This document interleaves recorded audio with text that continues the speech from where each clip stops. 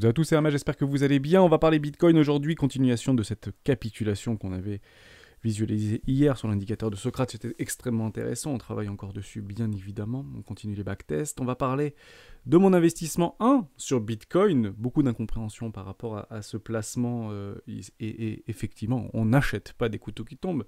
Or, sur des investissements 1, vous savez, les investissements 2, on peut éventuellement se permettre sur des zones, puisque je n'achète jamais des prix, mais des zones de capitulation sur des investissements 1. Je les ai achetés bien plus haut sur des cryptoactifs, bien évidemment, dans du suivi de tendance, malgré que ce soit dans des zones de rechargement d'achat éco-classe ou première classe. Bien évidemment qu'on va en parler ensemble. Comme ça lèvera effectivement tous les questionnements et toutes les interrogations. On parlera du FOMC, consensus plus 0,75 points. Je pense que c'est ce qu'on price. Peut-être qu'on pourrait avoir une bonne surprise mercredi. Donc demain, on en parle maintenant. Allez, avant de commencer, je vous invite toujours à rejoindre le Discord des héros du marché. Le lien sera dans la description à l'intérieur. Vous y trouverez dans l'onglet documentation une stratégie qui s'appelle la stratégie des 4 euros. N'hésitez pas à la télécharger, à l'utiliser, vous en inspirer, vous en imprégner pour vous aussi trouver votre propre style d'investissement, que ce soit sur le court, moyen, long terme. Cette stratégie prend depuis plusieurs semaines tout son sens aujourd'hui pour tous ceux et celles qui utilisent la stratégie des 4 rois. Bravo à vous, puisque vous devez encore avoir beaucoup de cash jusqu'à preuve du contraire, puisqu'on attend maintenant des structures, bien évidemment, en W Weekly, et c'est là où j'ai irrité certaines personnes par rapport à mon investissement 1. Alors en fait, c'est extrêmement simple. Vous savez, moi j'aime bien placer des investissements 1 dans des zones éco-classe. On y va ensemble. On prend les précédents bottoms de marché qui étaient en décembre 2018. On va chercher les tops de marché par rapport à notre top de octobre ou novembre 2021. Je viens chercher un 0,68 et un 786, ici dans une zone éco-classe. En dessous, c'est ma première classe. Est-ce qu'on ira? Est-ce qu'on n'ira pas? Je n'en ai pas la moindre idée. Je ne sais pas. J'avais tracé il y a longtemps avec vous, rappelez-vous, il y a quelques semaines, un biseau descendant. Donc on vient exactement chercher ce biseau descendant juste ici. On le traverse d'ailleurs. Encore une capitulation dans la nuit. Ça a été fait plutôt par les Asiatiques. Je viens placer juste un ordre. J'attendais les ouvertures de Wall Street. Pour être tout à fait honnête, j'étais extrêmement impatient de savoir ce qui allait se passer sur les ouvertures de Wall Street. Et finalement, ça tient. Voilà, on est quand même en train de tenir, on n'est pas en train de tomber dans les bas-fonds. Donc je serai extrêmement vigilant si on doit faire un point sur les S&P 500, sur la clôture. Si on clôture en dessous des 3800 points, on arrête. Pour le coup, je touche plus à rien et j'attends en fait que ça se passe. J'attends surtout des retournements de tendance parce qu'on risquerait d'aller bien plus profondément. Bien plus profondément. Et je pense que ce sera catalysé par le FOMC de mercredi dans un premier temps. On est extrêmement pessimiste au niveau du consensus. Plus 0,75 points n'était pas prévu. À la base, c'était plutôt des augmentations de 0,25 voire 0,50 points. Là, on parle de plus 0,75. C'est pas bon signe, l'histoire. C'est pas bon signe. Malgré qu'on a eu sur le Xit une toute petite diminution au niveau de notre USIR, au niveau de notre inflation, alors que le consensus était à 5,9, on est tombé à 6 très exactement, mais malgré une inflation galopante à plus de 8,6%. Ok, ça price avec terreur, ça price avec force, on envoie des signaux extrêmement forts à la Fed et au gouvernement, notamment le gouvernement de Biden à Wall Street. Pour l'instant, ça tient. Pourquoi? Parce qu'on n'est pas encore dans les bas-fonds. Et j'ai trouvé ça très intéressant au niveau des futurs, notamment les contrats futurs. On est déjà en train de rebondir quasiment sur notre neutralité au niveau des 3800 points. C'est vraiment le niveau à tenir. S'il y a un niveau à tenir sur Wall Street, c'est le premier arrêt. Ni plus ni moins. Le premier arrêt qui est juste ici dans notre grande boîte blanche par rapport au crack Covid. Précédent mouvement, hein. Ni plus ni moins. Donc je vous le montre en 1000, juste ici. Voilà. Si on perd ce niveau, le crack Covid par rapport au mode de marché, on va chercher exactement le premier arrêt. Tant que le premier arrêt tient, qu'est-ce que c'est de faire un nouveau plus haut. Si on lâche, on ira chercher potentiellement le premier arrêt et une zone de rechargement éco-classe court terme, moyen terme, par rapport au S&P 500. Pour moi, je vois ici une confluence. Pour l'instant, nous n'y sommes pas. Classe éco ici, première classe. Donc c'est plutôt des zones de rechargement d'achat court terme. Premier arrêt de tout le S&P 500, prix psychologique, point psychologique, 3000 points. Voilà, donc on a vraiment ces niveaux-là, ça commence déjà à tourner un petit peu sur les news, on ne va pas les reprendre par rapport à des institutionnels, par rapport à des investisseurs, on devrait s'approcher des 3100 points, 3200 points, si jamais les chiffres ne sont pas bons au niveau du FOMC, si les attentes ne sont pas respectées, etc.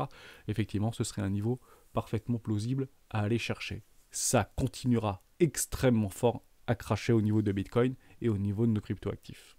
Voilà, je préfère vous le dire tout de suite, il n'y a pas de secret vis-à-vis de ça. On price beaucoup plus fort actuellement Bitcoin, etc. C'était extrêmement leveragé. On a toujours énormément de leverage sur ce marché, plus de 200 000 Bitcoins qui sont actuellement leveragés. On clôture très peu de positions au niveau des longues, ça se clôture plutôt vide, mais on liquide beaucoup moins, donc c'est normal, ce sont des attitudes, on coupe très très vite les positions et on se couvre bien évidemment. Il y a des possibilités de short squeeze, mais ce sera toujours accompagné par des news fondamentales et par des bonnes nouvelles. Il faut contrer le consensus. Si en réalité la Fed est en deçà du consensus, c'est très bon. S'il est au-dessus du consensus, c'est extrêmement mauvais. C'est toujours pareil. Ce marché est extrêmement émotif aujourd'hui. C'est normal, on est dans l'incertitude, on ne sait pas un petit peu ce qui se passe. On a JP Morgan, Goldman Sachs qui commence à nous prédire des ouragans économiques. Il y a Elon Musk qui envoie des lettres pour dire qu'il allait remercier 10% de ses effectifs, etc. On gèle les opportunités au niveau de Coinbase. Bref, on se met en mode sauvegarde, en mode sécurité, et on laisse tout simplement passer la tempête. Est-ce qu'il s'est déjà passé des tempêtes dans le passé? Bien évidemment que oui. Évidemment que oui. La question c'est on ne sait jamais quand est-ce que ça va se finir. On ne le sait pas. Donc, généralement, beaucoup attendaient un Black Swan, etc. S'il y avait dû avoir un Black Swan, on aurait eu des rebonds techniques assez puissants pour derrière faire flusher le marché. C'est pas ce qu'il y a eu, on est plutôt dans une descente lente, mais jusqu'à preuve du contraire, le S&P 500 tient. Je serai extrêmement vigilant sur cette clôture. 3800 points, c'est dit. Bien évidemment qu'on en reparlera ensemble cette semaine. Si on les lâche, c'est très très mauvais. Les bitcoins, vous pouvez aller chercher des objectifs beaucoup plus bas. Ces objectifs, on les a déjà potentiellement donnés. Donc ça peut durer longtemps, hein. Pour le coup ça ira potentiellement pas d'un seul coup, mais on a les 10 000 points ici par rapport à ce biseau, on a cassé notre trendline, le tri de tendance par rapport à notre RSI en 14 périodes, on est parti dans les bas-fonds, potentiellement c'est ici qu'on commence à encadrer des achats, c'est dans la capitulation, investissement. Pourquoi? Puisqu'en réalité, dans les investissements, je cherche une capitulation dans une zone de rechargement d'achat, puisqu'il y a deux choses que j'ai horreur, un, c'est de louper le train, pour le coup, et deux, c'est pas respecter mon plan. Mon scénario, mon plan, je ne le subis jamais vis-à-vis du marché. C'est le marché qui vient à moi. Et je vous ai dit, si Bitcoin vient sur mes 0,618 ou vient faire une capitulation, j'en achète. Je ne vous cache pas que j'avais un ordre aux alentours ici, juste sur les 3,618, un tout petit peu en dessous des 28 500 $, je ne l'ai pas eu. C'était en juin 2021. Donc vous avez une forme de frustration qui se crée en réalité, puisque vous aviez raison, mais juste un peu trop tôt, et vous vouliez être un tout petit peu gourmand, et on n'est pas cherché mon 0,618. Alors après, on peut se rassurer en disant, oui, mais j'aurais peut-être pas dû le prendre là, j'aurais dû le prendre ici, plutôt ici. Est-ce qu'on l'aurait eu? Non, on l'aurait toujours pas eu à quelques dollars près. Bon, j'avais eu un petit peu de frustration, regardez, on se retrouve 6 mois plus tard, on est bien en dessous, en réalité, des 28 000 $. Donc on a le temps chez les rois, on patiente, mais quand le marché se présente à nous, il faut agir. Et dans mon cas, j'agis, tout simplement. Donc j'ai mis une toute petite position. Si je voulais mettre 10 000 € dans Bitcoin, ici je viens de mettre 2 500 €. Derrière, je remettrai potentiellement 2 500 €, très franchement à moins 30% je pense, ou moins 35%, et je pense qu'on sera proche d'une ligne de coup ici au niveau de nos 13 000 points. On va regarder ça immédiatement. On le prend juste là, on descend à peu près 35%, 30%, 35%, ouais, exactement 40%. Donc ce sera un investissement 2 pour moi. Et le troisième investissement, je doublerai ma position et je forcerai sur ma position si j'ai un magnifique W Weekly, dans des W Weekly, dans une zone première classe. J'achète quasiment systématiquement les 888, donc potentiellement que j'irai en mettre aussi tout en bas sur les 10 000 $. Prix psychologique, je doute qu'on y aille, mais pour le coup, on peut douter de rien aujourd'hui. Les certitudes, il faut tout simplement les bannir de notre esprit et de notre discours, hein. C'est une certitude absolue. Il faut absolument bannir les certitudes parce qu'elles coûtent très très cher. La seule certitude que vous devez avoir, c'est de suivre votre plan. C'est tout. Vous mettez un plan et vous le faites pendant des années et vous regardez si ça fonctionne. Pour ma part, ça fonctionne plutôt bien. Et je ne suis pas du tout en émotion d'acheter du Bitcoin juste ici sur les 23 600 $. Alors que je suis un tout petit peu en perte. Mais rendez-vous bien compte que beaucoup en achetaient bien avant. Et attendez des zones de rechargement d'achat, c'est ici qu'on doit se montrer. On a un souci, c'est que les acheteurs actuellement ne se montrent pas. C'est pas intéressant pour eux actuellement d'acheter du Bitcoin. Pire encore, ils continuent à l'appuyer très très fort, à faire capituler les gens, à continuer à shorter de façon extrêmement massive. On le voit extrêmement bien au niveau de The Kingfisher. Donc merci à tous qui le partagent très régulièrement. On a des clusters sur les 30 000 $, c'est délirant. Je crois que c'est 450 millions sur FTX. Bon, en tout cas, on sait qu'il y a du monde en haut qui short. Bravo à vous, vous êtes dans le gain. Moi-même, je protège mon capital d'investissement depuis à peu près les 30 000, un tout petit peu en dessous des 30 000 $. C'était le plan, on n'a jamais été inquiété, donc bravo pour tous les vendeurs à découvert qui n'ont jamais été inquiétés. Évidemment que vous avez raison, pourquoi? Parce que la dynamique est baissière, depuis qu'on a écrasé les précédents lots, on n'achète plus ce marché, encore moins à levier, hein. Je ne peux pas être plus précis que ça. C'est interdit d'acheter ce marché à levier. En spot, vous pouvez, si vous faites un petit peu de DCA, etc. Moi, je fais du DCA dans des zones de rechargement d'achat et je double mes positions sur des W Weekly en première classe. Voilà. Et plus on se rapproche des 886, plus je suis heureux. en réalité. Malgré que je perde un peu d'argent, mais j'ai encore beaucoup de cash. Aujourd'hui, 48% à peu près de cash, jusqu'à preuve du contraire. Voilà pour ça. Ça, c'était la première chose. Donc, pas d'incompréhension là-dessus, c'est juste mon plan. Je le fais, vous reprenez des premières vidéos au niveau des rois du Bitcoin. Je suis engagé sur Solana, j'ai acheté du Solana à 100 $. Pourquoi? Parce qu'on était parfaitement dans une zone de rechargement éco.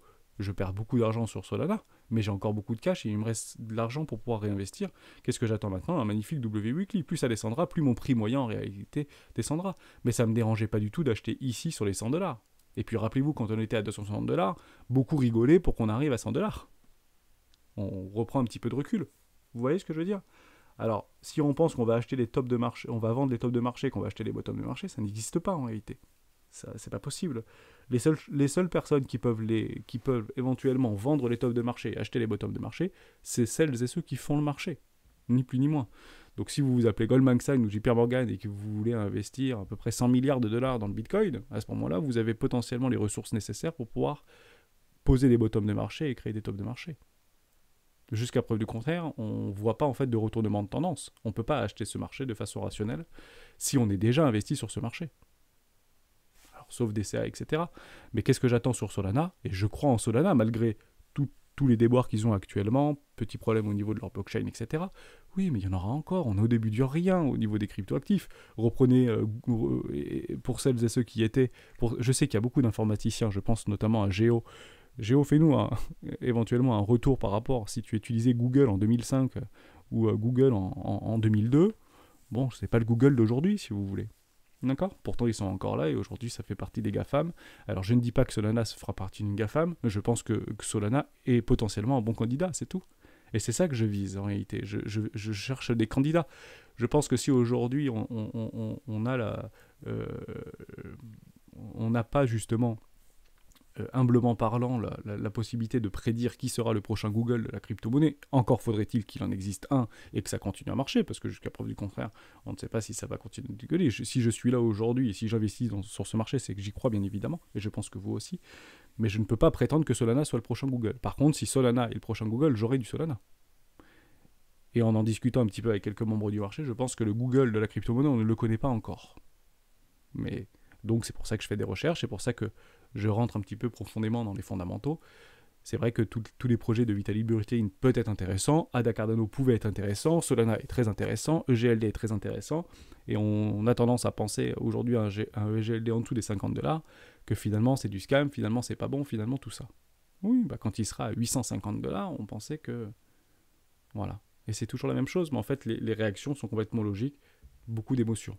Donc actuellement sur Solana, investissement à 100 $, investissement de 80 $, et franchement, j'aurais pu le baisser un tout petit peu plus, mais on était quand même plutôt bullish, on avait fait des très jolis rebonds. Et derrière, j'ai fait un investissement 3 pour découper encore ma position, 50 $. Pourquoi? Parce qu'il y a encore quelques temps en arrière, personne pensait que Solana serait à 50 $. Donc j'ai attrapé un investissement 3. Bien évidemment, il me reste encore du cash pour investir dans Solana. J'attendrai une magnifique structure en W Weekly. Et j'achète systématiquement les retracements à 8,86. Je pense que Solana est potentiellement proche d'un bottom de marché. Si on revient, j'en ai pas la moindre idée, je n'ai pas de structure. Hein. D'accord, je vous dis juste que il est très fréquent que j'achète les 8,86. On reprend par rapport au 0 absolu. Ici, on n'est pas venu chercher les 8. Ah, je vais mettre à 0, pardon. Voilà, juste là. On est vachement loin des 8,86. Si on reprend par rapport à une précédente structure, c'est, regardez ça. Voilà. Bon, qu'est-ce qu'on fait? Vous voyez, vous prenez votre top de marché à 5 $. Pour ceux et celles qui avaient acheté du Solana à 40 centimes de dollars, 5 $, regardez où est-ce que ça rebondit. Bon, voilà, précédente structure, on va le mettre exactement là. C'est, je sais pas, bienvenue dans le passé, hein, finalement. C'est ça qu'il faut se dire. On est dans le passé. Bonjour. Alors, si beaucoup pensent qu'on peut aller beaucoup plus bas sur Solana, etc., oui, pourquoi pas? Puisque jusqu'à preuve du contraire, il y a encore des personnes qui sont extrêmement en gain. Il y a des gens qui l'ont acheté à 2 $, Solana. Ils sont encore à plus de x12, x13 à l'heure actuelle. Mais les 886 dans le passé, sur des projets résilients, potentiellement comme Bitcoin, potentiellement comme Ethereum, peut-être comme Solana, comme EGLD, ont souvent en fait donné raison aux plus patients. Voilà, et ont récompensé les plus patients. Donc j'attends juste une petite structure, elle faudra pas qu'elle soit très très grosse en weekly, hein. Vraiment un truc un peu comme ça, petit pullback là, c'est double up et et en avant, et puis, mais ça peut durer beaucoup de temps. Hein. Vous voyez, je suis déjà en janvier 2022, décembre 2022, janvier 2023. Voilà pour ça. Donc on regardera, on prendra du recul, mais j'ai investi en fait une première chose ici. Également une confluence, je vous le donne en mille. Pour tous ceux qui la voulaient, bah vous l'avez, hein, pour le coup. Félicitations à tous ceux qui ont joué l'EMA 200. Pour le coup, je l'ai pas joué, mais c'était plutôt un constat, parce que je l'ai pris juste au-dessus de mon investissement 1. Mais ça n'a jamais été une mauvaise idée d'acheter entre guillemets sur la EMA 200. Reprenant le passé, c'est tout simplement chirurgical. Enfin, il n'y a pas de... Là, on pourra pas dire le contraire, quoi. Il n'y a pas de... Il n'y a aucun problème avec ça. EMA 200, vous pouvez y aller, hein. Donc, je ne dis pas qu'il faut acheter maintenant, mettre all-in en levier x20 sur Bitcoin. C'est une bêtise. Ne faites surtout pas ça. Mais si comme moi, ça faisait depuis fin 2020 que vous n'aviez plus investi dans le Bitcoin, et croyez-moi que c'était frustrant puisque je n'ai pas investi ici alors qu'il y avait des jolies montées, et j'aurais eu potentiellement mes 110% sans aucun problème, mais c'était en dehors de ma stratégie des 4 rois. Donc, je suis patient, et c'est ici qu'on m'a donné raison. Le marché vient à moi. Maintenant, il faut des acheteurs. Pour l'instant, on ne les voit pas. On retient le cours, certes, le S&P 500 est sur le fil, on ne vend pas sur des supports, et notamment sur les S&P 500, on est en train actuellement de travailler des supports jusqu'à preuve du contraire. C'est pas le moment de vendre les supports sur le S&P 500. Par contre, c'était une très bonne idée quand on a cassé les lots, et ça vous pouvez le reprendre assez facilement dans les vidéos des rois du Bitcoin, aux alentours des 28 800 $. Je vous ai dit, là, c'est chaud, si on perd ça, accélération baissière.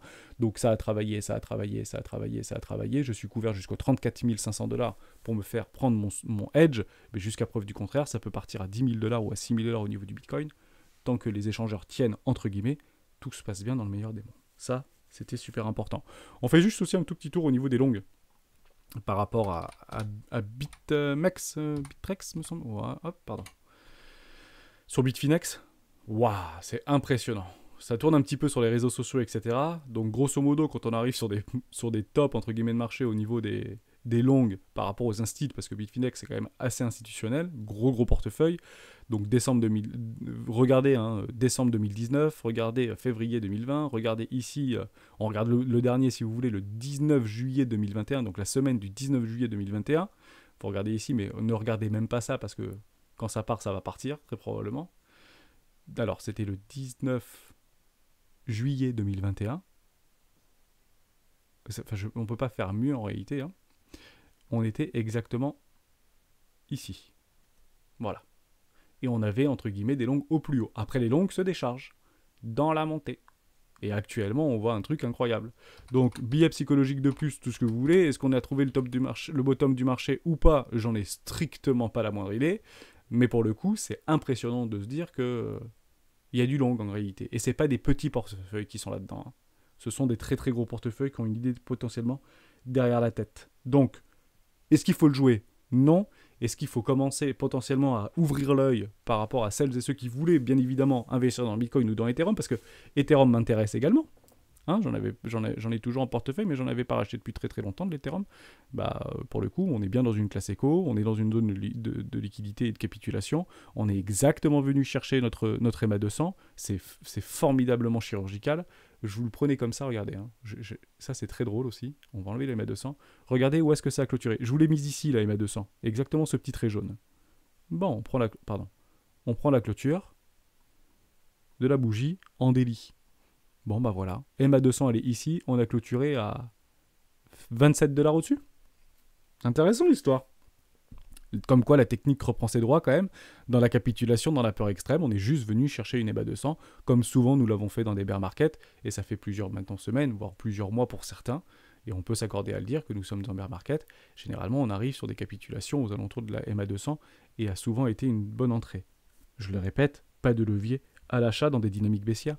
C'est la meilleure façon de se faire éclater son portefeuille d'actifs financiers sur les contrats futurs. Les contrats futurs uniquement pour shorter le Bitcoin. Vous avez d'ailleurs des vidéos dans ce sens-là. On continue avec très intéressant, GBTC.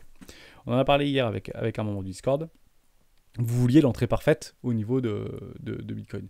On a souvent dit que GBTC était en avance par rapport à Bitcoin. Donc le GBTC, c'est la fiducie, vous savez, qui détient un nombre colossal de Bitcoin. Je crois que c'est 600 000 Bitcoin aujourd'hui. Enfin, je ne sais plus combien c'est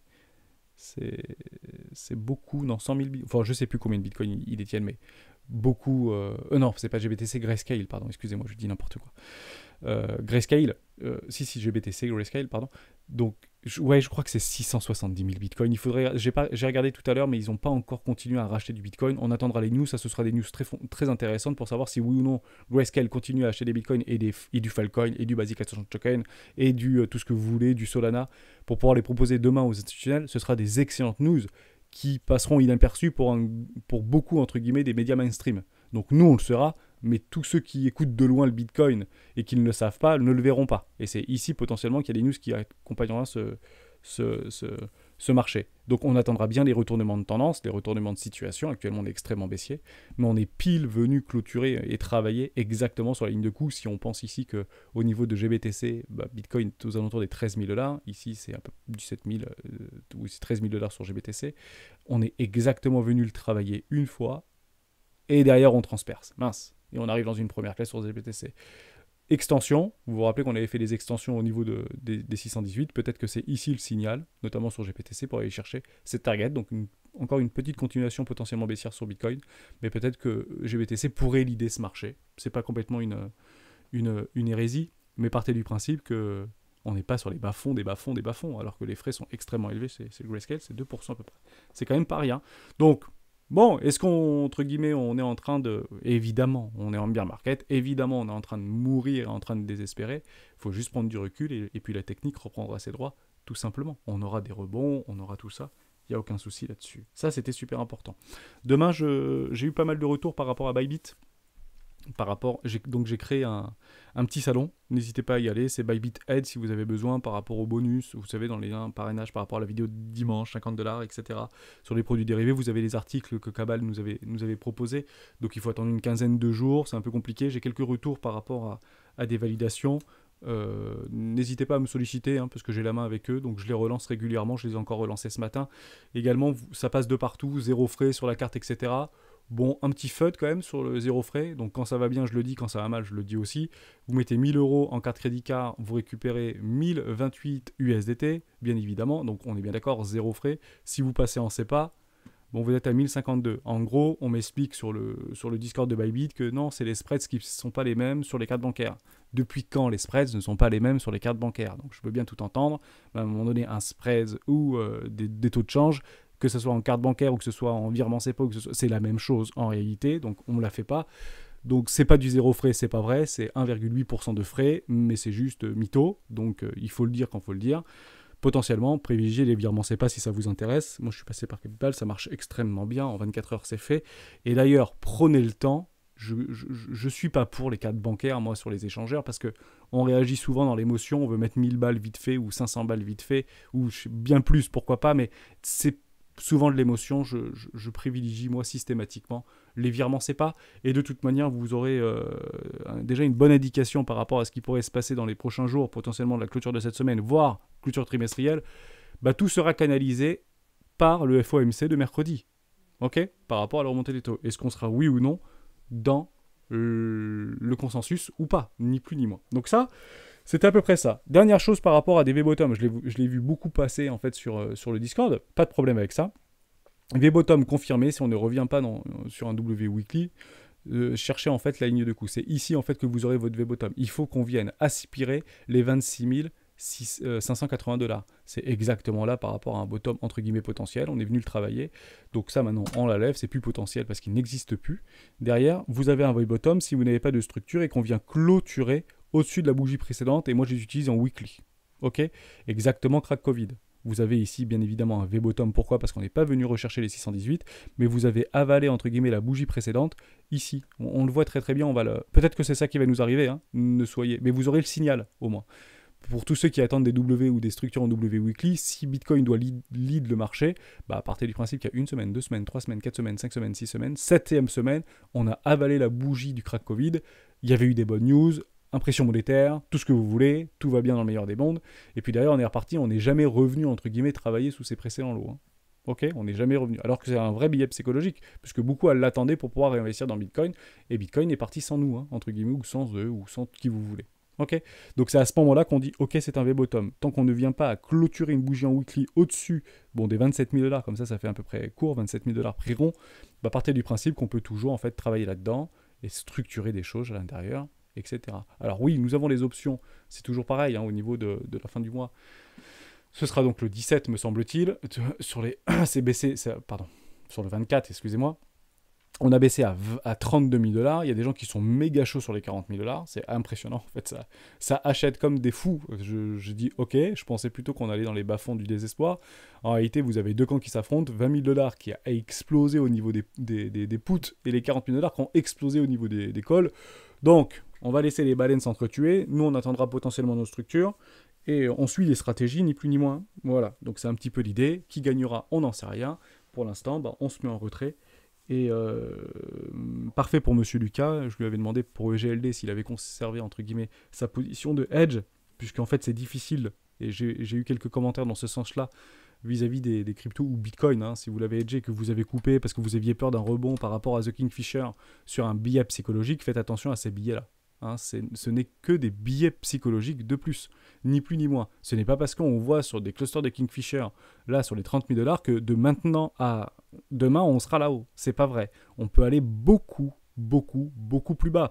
Rappelez-vous, sur tout le bull run de 2020-2021, pour ceux qui étaient, on avait ici des montants qui étaient hallucinants. Les spreads étaient extrêmement élevés, il n'y a aucun problème avec ça. Et ça a acheté dur comme fer. Regardez le funding. Vous avez déjà vu du funding aussi élevé? Là, c'était ça va baisser, on va se cracher. Rien du tout, on est monté à 60 000 $. En une seule traite, les gens étaient en contre-courant. On a explosé des vendeurs à découvert qui étaient dans le mauvais sens du mouvement, tout simplement. Depuis, ça se déprécie. Yeah, le CVD se déprécie. Ok, les spreads sont extrêmement négatifs. J'ai rarement vu des spreads aussi négatifs. Ça repartira fort. Qu'est-ce que les institutionnels attendent? Et c'est peut-être ça, en fait, la question qu'on va se poser. Qu'est-ce que les gros portefeuilles attendent pour se repositionner? Pourquoi je dis ça? Parce qu'ils sont là, les gros portefeuilles. Ils sont là-dedans, là. Ils sont ici, il n'y a pas de problème. Ils sont là. Ça continue, entre guillemets, à partir des stablecoins. Un retournement de tendance. Ni plus ni moins. Le meilleur trading que vous pouvez avoir, pour ceux qui sont traders et non pas investisseurs, c'est ce qu'on appelle le swing trading. C'est le plus rentable. Vous partez d'un retournement de tendance. Ici, potentiellement.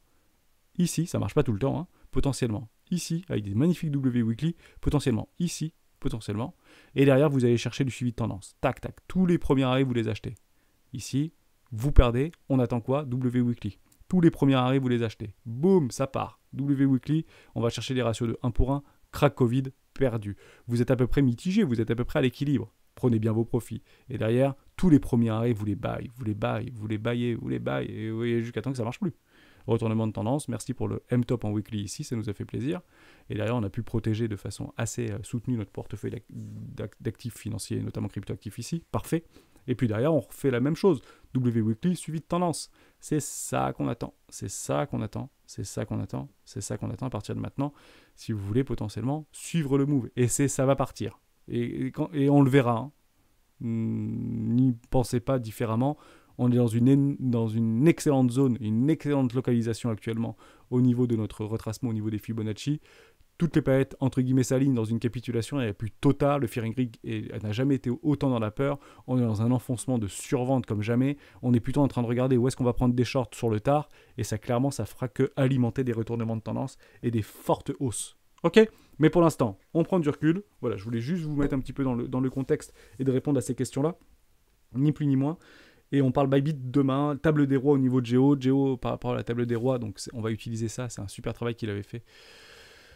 C'était juste ici, donc je vais le travailler cet après-midi. Géo est en vacances, j'ai lu ça sur le Discord, donc il sera de retour je crois dans 15 jours, donc je vais utiliser en fait sa table des rois pour pouvoir travailler avec vous sur Bybit. J'avais vraiment envie de faire capital 10 000 €, donc je suis en train de le travailler parce que je vais prendre exactement par rapport à mes investissements que j'ai fait, notamment sur Solana, notamment sur EGLD, notamment sur Avax, notamment sur BAT, etc. pour avoir la vraie perte résiduelle depuis, entre guillemets, le début de la chaîne. Je trouvais ça très intéressant. On est tous dans le même bateau. Et d'ailleurs, on va le suivre au fil de l'eau et comment on réinvestira ou comment je le ferai. Je trouvais ça très intéressant. On sera long terme. On l'évoquera peut-être une fois par semaine. Ça suffira très largement. Et pour tous celles et ceux qui veulent connaître les outils qu'on utilise aujourd'hui chez les cryptos, chez les rois du Bitcoin, pardon, au niveau des outils crypto, vous avez en fait tout savoir sur les rois du Bitcoin, analyse et faire. C'était le 27 mars 2022. C'est 14 minutes. Vous l'avez dans la playlist pédagogie, ni plus ni moins. Allez regarder cette vidéo. Vous avez en fait tout le contenu qu'il y a actuellement sur les rois du Bitcoin et tous les travaux qui ont été réalisés par Floppy, par Testmate, par Kakemono, par Komakino, par tout ce que vous voulez. Merci encore infiniment à toute la communauté. On continue, on prend du recul, on attend nos confirmations et on les aura et on refera des listings. Et puis c'est toujours la même chose, un éternel recommencement systématique, toujours, et notamment sur les cryptoactifs. Il faut juste savoir encaisser la volatilité. C'est difficile, je le comprends, mais pour le coup, les institutions sont là, elles ne sont pas parties. Bien évidemment que non, malgré tout ce qu'on peut éventuellement lire, malgré tout ce qu'on peut éventuellement anticiper. C'est, je pense, une erreur d'anticiper le FOMC de demain alors qu'il est déjà pricé. Partez du principe que le FOMC est potentiellement pricé, hein, pour le coup. Pourquoi ? Parce qu'on s'est tout simplement garé sur le premier arrêt. On est garé là-dessus et on bougera probablement pas avant demain. Et puis derrière, on prendra la décision. Voilà. Soit on part très fort parce qu'on est en deçà du consensus, donc c'est plutôt une bonne nouvelle. Et si on est au-dessus du consensus, mauvaise nouvelle, possiblement aller chercher les 3000 points. Donc les prédictions, c'est facile de les dire, mais on aura les confirmations que quand on y sera en réalité, on ne fera que les constater. Par contre, on a un bon catalyseur probablement demain. Et tout le monde attend une mauvaise nouvelle, donc à suivre. Merci à toutes et à tous d'avoir suivi cette vidéo jusqu'au bout. J'espère vous avoir aidé. On se retrouve demain dans une vidéo plus de cryptoactifs. On en abordera quelques cryptoactifs que vous aviez utilisés. Ciao.